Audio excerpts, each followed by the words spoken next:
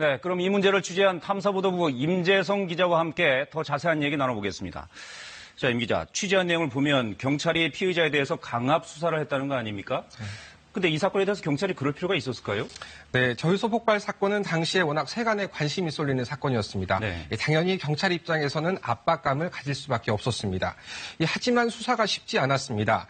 당시 풍등 피해자의 경우 불법 체류자가 아니라 정식 비자를 받고 우리나라에서 일하고 있는 스리랑카 노동자였습니다. 네. 그런데 경찰이 신청한 구속영장을 2차례나 반려시키자 국민청원까지 올라오는 등 경찰 수사에 대한 비판의 목소리가 높았습니다. 네. 여기에 CCTV 영상이라든가 주변인 진술 그리고 국가수 검증 결과 같은 증거 외에 혐의를 밝힐 수 있는 명확한 물증이 거의 없었던 것도 사실입니다. 실제로 경찰은 공범 등 다각적인 부분을 수사했지만 대부분 결론을 내지 못했습니다. 결국 피의자 자백에 의존할 수밖에 없는 수사였고 이 과정에서 무리한 수사가 나왔다는 게 KBS가 자문을 구한 전문가들의 공통적인 분석입니다. 네, 자백에 의존할 수밖에 없었다.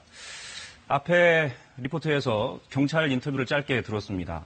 경찰의 입장은 어떻습니까? 네, 보신 것처럼 기본적으로 이제 비속어라든가 반말 그리고 강압적인 행위 이런 부분에 대해서는 대체적으로 인정하는 분위기입니다. 네. 하지만 외국인 노동자라서 강압 수사를 한 건 아니다. 이거에 대해서는 아주 강력하게 주장을 하고 있습니다. 경찰은 그러면서 이제 조만간 인권위 수사 결과가 나오기 때문에 그 결과를 기다리겠다고 덧붙였습니다. 네. 사건이 발생한 지 반년이 지났습니다. 검찰로 넘어간 지도 이제 한참이 됐죠. 네. 검찰에서는 결과가 안 나왔습니까? 네, 사실 그 부분도 굉장히 이례적인 부분인데요. 이 말씀하신 것처럼 사건이 발생한 지 반년이 넘었거든요. 네. 이쯤 되면 벌써 나왔어야 되는데, 하지만 검찰의 수사 결과는 아직 나오지 않고 있습니다. 여기에 오늘 보도를 통해서 전해드린 바와 같이 강압 수사라든가 아니면 운영상의 문제점에 대해서 검찰이 제대로 수사를 했을지도 미지수입니다.